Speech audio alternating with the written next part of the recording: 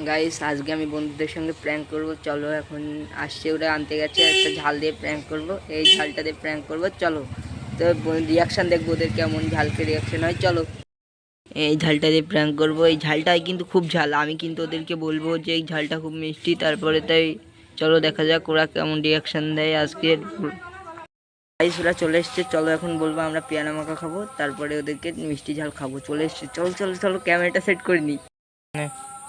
ভাই তোদের জন্য একটা বিশাল জিনিস নিয়ে এসেছি, খাবি?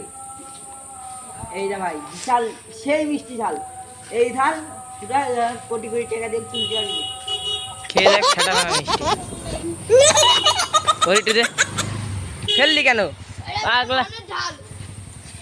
তুই একটু খেয়ে দেখ। ঝাল নাই, চিবে না, চিবো না, তো মিষ্টি লাগবে না, চিবো। চিবো তারপরে মিষ্টি লাগবে।